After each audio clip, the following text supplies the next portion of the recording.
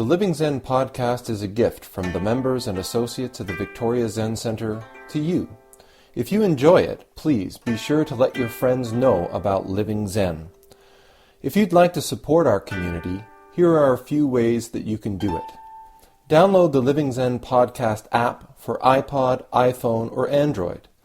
You can also purchase additional Zen Talks by Venerable Eshu on iTunes or Amazon.com. One of the most meaningful ways to show your support is by joining our Sangha as an associate. Your commitment of $10 a month will ensure that offerings like the Living Zen podcast and our online e-Zendo will continue to be available around the world to everyone with an interest in truly living Zen. To become an associate, please visit our website at www.zenwest.ca and click on the membership tab. Thank you for your support. Great,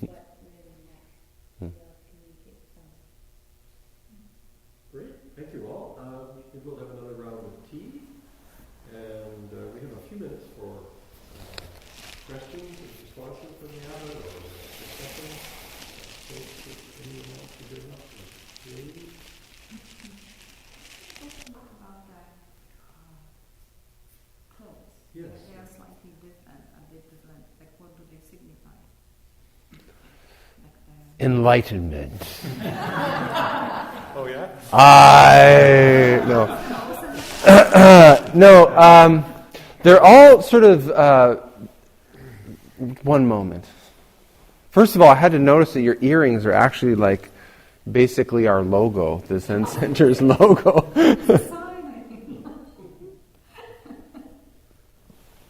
Okay, so maybe I'll go at this backwards. So in the olden days, the original Buddhist Sangha, the monks wore... Now I'll wait for you to be served tea, because I don't want you to be burned.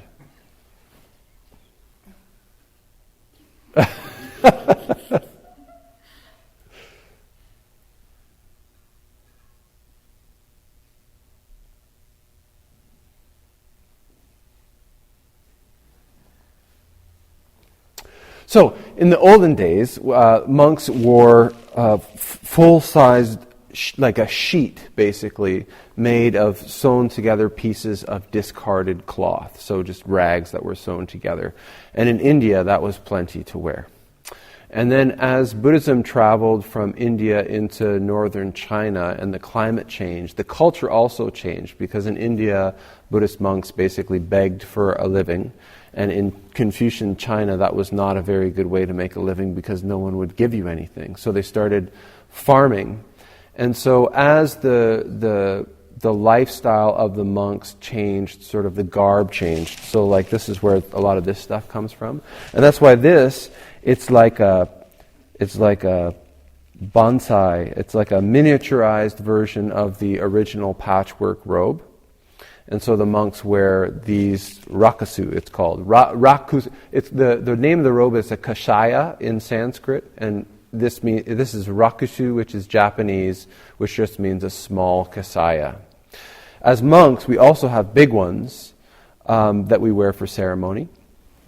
And then these ones, they're called wagesa, the little white ones. And they're sort of, basically, if you think about it, they're one of these straps, basically. And so in our center, that's, if you see somebody wearing a wagesa, we've got a white one there, and where's Kido's got a black one there. They just represent different commitments, basically. So white is a householder. So their commitment is primarily engaging their practice in the context of their life and work, basically, and their family. It's a householder. So, yeah. And anything that's black is often he's called a postulant.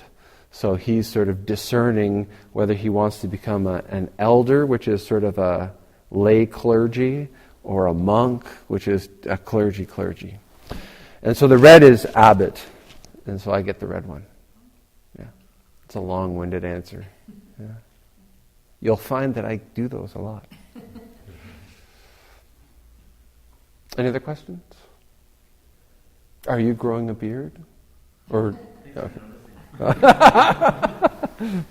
years of working at the bank, paying people from January 4th. Oh. Then a 2-week ceremony of not shaving.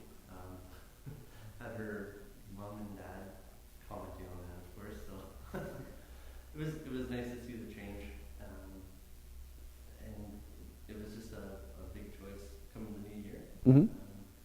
Following different paths now, which has been looking for a job. So that's kind of like my full-time job. Yeah. So yeah, it's not like I'm coming like a Washington, like you said. I have to go with a nice long beard before I can No. Now it's going to be a race. Well, no, mine's so slow, I'll lose to everybody. And go with jiu-jitsu. Yeah. It's a new style. Yeah, I don't have that. My excuse is just it's winter. Yeah. I figure climate gets cold from here. No. Is that because you have another month that you're showing your seniority by having? Yeah, that's I it. don't think that is. I noticed in all the paintings, the most senior monks have the beard. So Just the crazy monks have beards. Like, no, it's not. It's no. I thought maybe it had some symbolic meaning in your own life. Oh, probably does. It probably does. No, I don't know.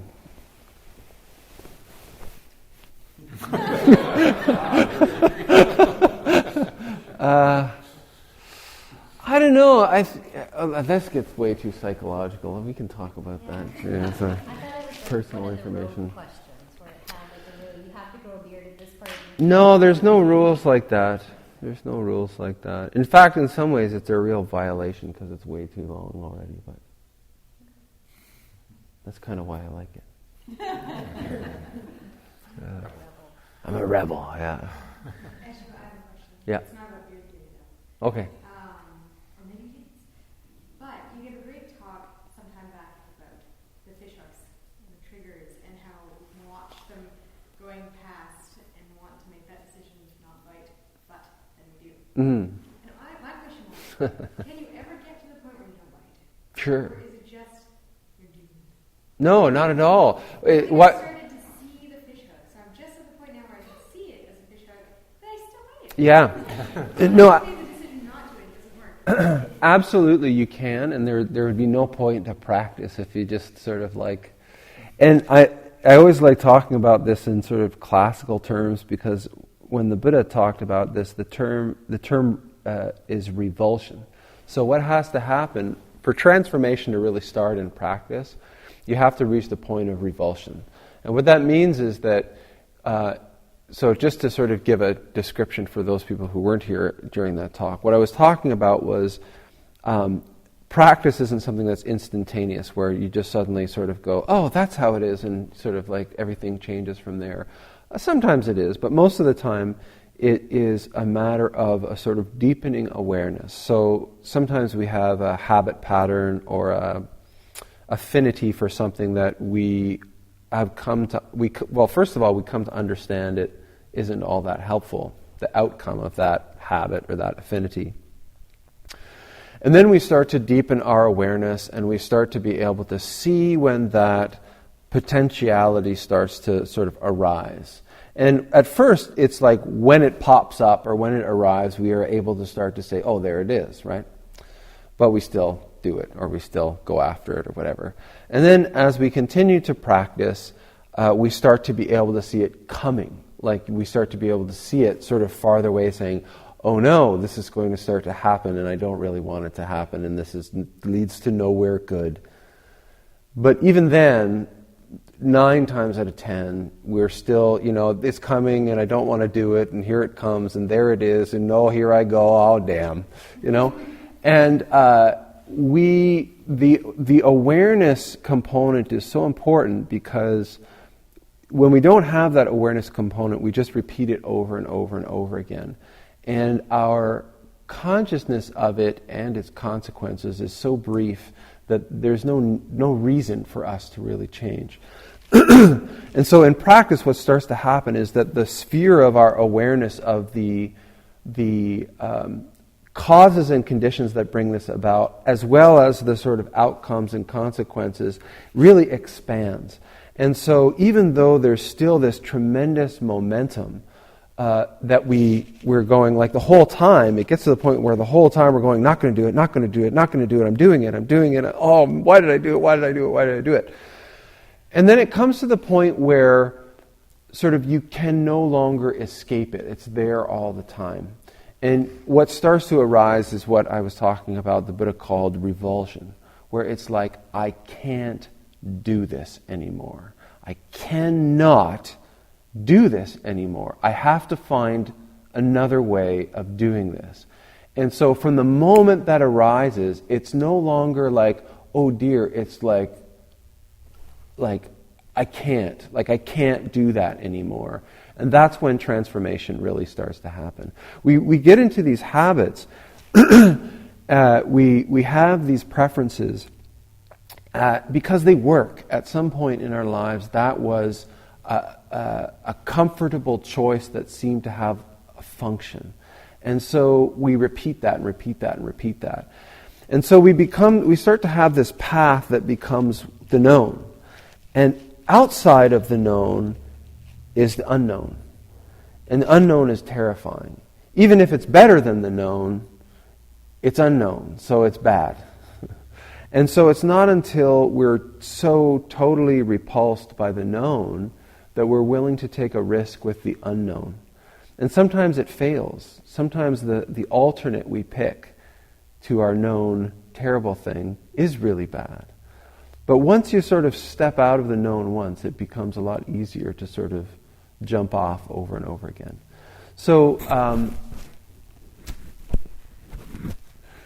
when somebody's facing something in practice and they're getting to the point where it's like, I can see it happening and I'm aware of it and yet I'm still doing it, like I'm like further, keep going with that, because it's got to get to the point where it's boiling, where it's just like, And this is why in Zen we tend to do this in a closed environment, because it really, turns up the pressure. You can do it in a lower pressure environment, it just takes a lot longer, and I'm impatient, so yeah. I have a question. Yeah, go ahead. I just asked, when you got around to tea, you bowed, I bow. Is that a formality, or is there an orthodox way? Oh. Yeah, you're at the end of the line, and so the server bows to the person at the end of the line, and you can bow back, just palms together. Okay. Like that, right? Or, if you're holding your cup, maybe it comes something like this. Okay. Yeah, basically when somebody serves a line, in our tradition, we always treat, if a group of people is acting together, they're treated as one thing. So when a server is serving a line of people, they'll bow at the head and they'll bow at the tail. So that's how, yeah. I had a question. I wasn't able to make your talk on Sunday. And I was wondering if you had any report of how it went or what happened or anything you wanted to say about that. For the benefit. I was like, what? You were there? Am I going crazy? No, not the Zen talk, the one here. Yes, the one on campus. Yeah. It was a World Religions Day panel discussion on justice and compassion, finding the balance. There was 2 panels. I was on the first panel, which included Afraz, the Muslim chaplain from the university, and Jen Geddes is her name, the Presbyterian. And I can't remember, somebody from the First Nations spirituality was there as well, and myself. And to cover the justice and compassion, finding the balance, each of us had 5 minutes, which, if you saw the answer to a robe, I had a hard time with, to handle such a big subject. And then there was like a discussion between those 4 people. It was really sort of awkward.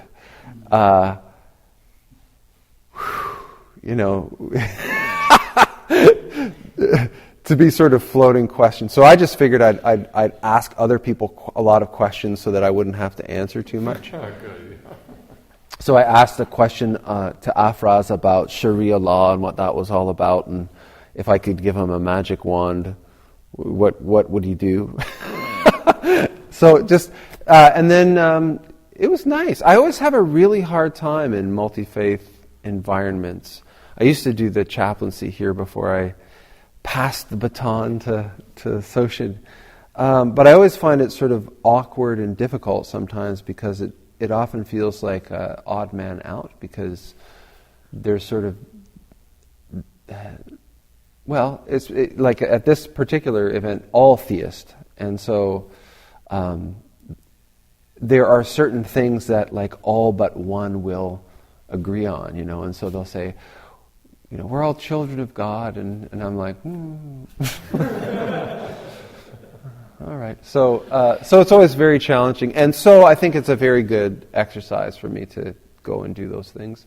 And I think it's a really great, I always have a good time afterwards when I'm talking to individual people from different faith traditions about just like jamming, and I particularly like talking with people, clergy especially in other traditions, because I find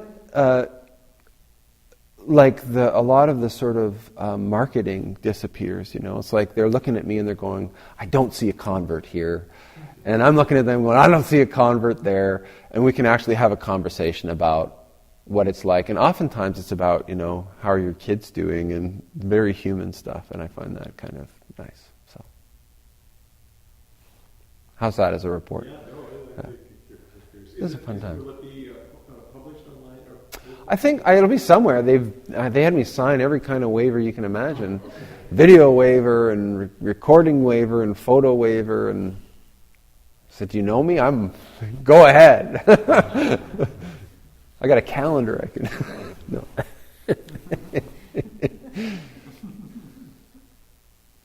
Any other questions?